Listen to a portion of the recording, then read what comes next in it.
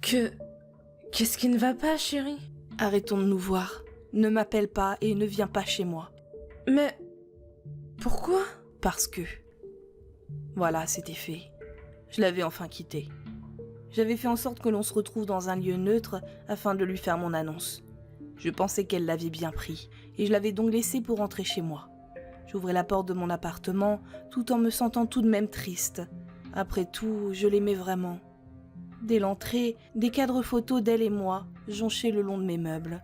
J'en avais vraiment mis partout. J'étais folle de cette fille, mais quand j'y pensais, ça semblait vraiment évident que quelqu'un comme moi, qui n'a rien de spécial ou d'unique, puisse être avec une petite amie comme elle. Ça n'avait jamais eu aucun sens.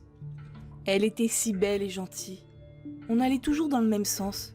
Je me sentais comme une ratée. Je ne voulais pas lui faire de mal, mais elle méritait tellement mieux que moi, même si je savais qu'elle m'aimait vraiment. Mon téléphone se mit à sonner. C'était elle. Avec un peu d'hésitation, je décrochai. Je t'ai dit de ne pas m'appeler. Je n'ai juste pas compris. Qu'est-ce que tu veux que je te dise? Est-ce qu'on peut se voir et en parler? Où est-ce qu'on se voit? Je viens chez toi? Non, pas besoin, parce que je n'ai rien à te dire. Je t'ai déjà dit tout ce que j'avais à te dire, donc ne me rappelle pas. Salut. Attends, chérie, écoute. Je raccrochai tandis qu'elle n'avait pas fini sa phrase. Je lui avais déjà expliqué la raison de notre rupture, mais j'imagine que c'était normal qu'elle réagisse comme ça. Elle devait se poser tout un tas de questions et ne pas savoir comment réagir.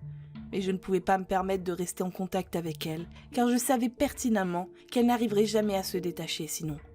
Couper les ponts avec elle était la meilleure solution, et ça même si ça me faisait énormément de mal.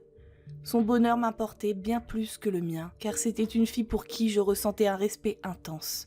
C'était une fille bien. Elle ne méritait vraiment pas de souffrir davantage à cause d'une personne sans intérêt, telle que moi. En pensant à tout ça, je ressentais une tristesse profonde.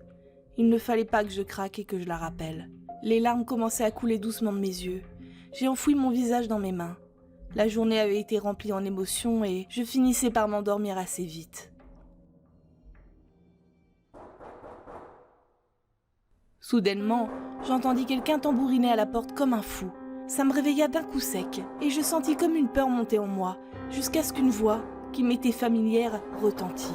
Chérie, ouvre la porte. Ma chérie, parle-moi. Ouvre la porte. Je sais que tu es là. Ouvre la porte. Parle-moi. Juste une minute. Chérie, je t'en supplie, ouvre la porte. Parle-moi. Ouvre la porte. Parle-moi. Chérie. Le bruit ne cessait pas. Elle s'acharnait sur la porte, comme si elle essayait de la défoncer. Ses coups résonnaient dans ma tête. C'est comme si c'était autour de moi. C'était insupportable et si angoissant.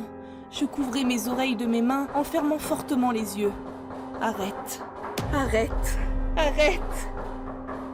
J'avais l'impression de devenir complètement folle. Il fallait que ce bruit incessant s'arrête ou j'allais vraiment péter un câble. Tu m'as demandé pourquoi j'avais cassé, pas vrai? C'est parce que... depuis le début, je n'ai jamais eu de petite amie.